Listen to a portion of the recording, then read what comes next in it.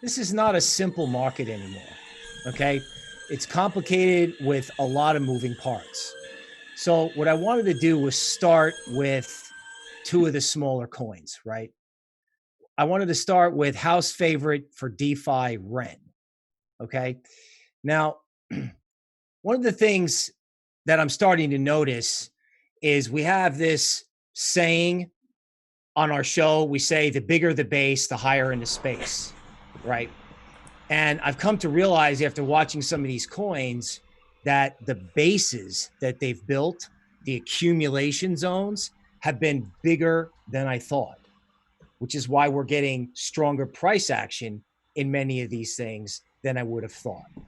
Okay. So in this DeFi favorite Ren, the accumulation zone was bigger and the upside target is now bigger.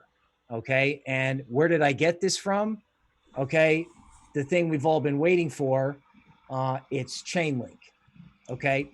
Now, Chainlink, if you look at this, has been in this gigantic accumulation zone for a year. And now the bus is leaving. All right.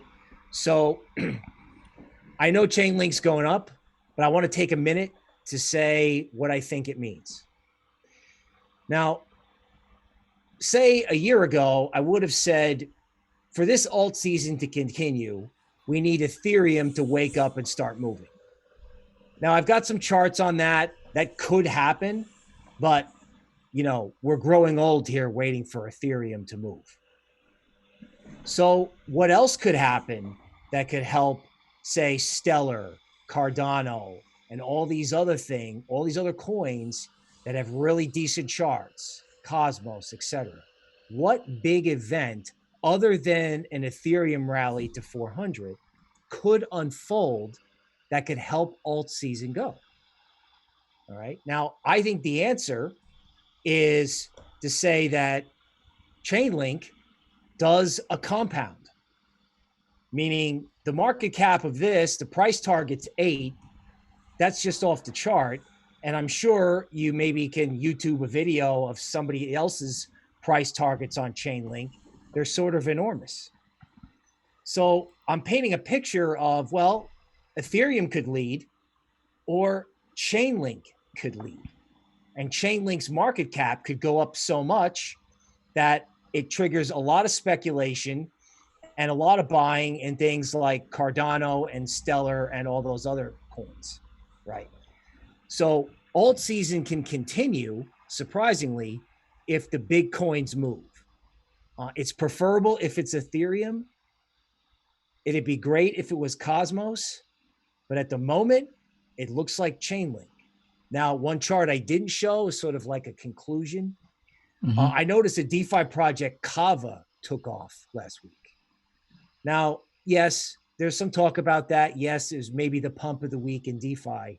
But you got to remember, they specialize in lending for speculators.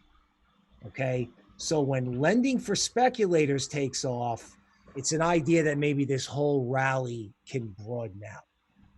Okay. Now, one catch at the end. It's great when the party's going on.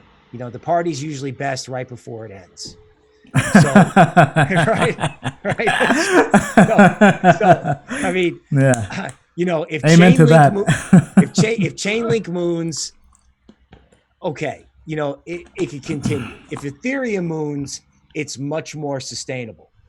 Okay, so rather than chasing every DeFi project, I think you're going to have to get more selective, right? Like Ren at the moment looks the best to me, right? Ave, I think is the name of it. Right. Ave went way beyond my price target. Okay. So yes, these things can go farther than you think. That's another theme, right? In other words, it doesn't mean FOMO in, but it means if you do take profits, leave some of the position. You don't have to be all in or totally out. Okay. Because you never know which one is going to be the one that really changes the game.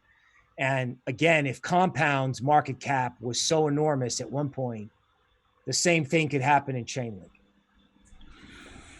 Well said, Bill. Well said. I mean, everything was on point as usual. Apologies. Yes, there was a person next door who chose to vacuum at the wrong time. So that's done with. So yeah, if you're holding Chainlink, or if you have any of the coins Bill has mentioned, Ren, or any other coins or Kava, definitely tell us what you think about that down in the comments below.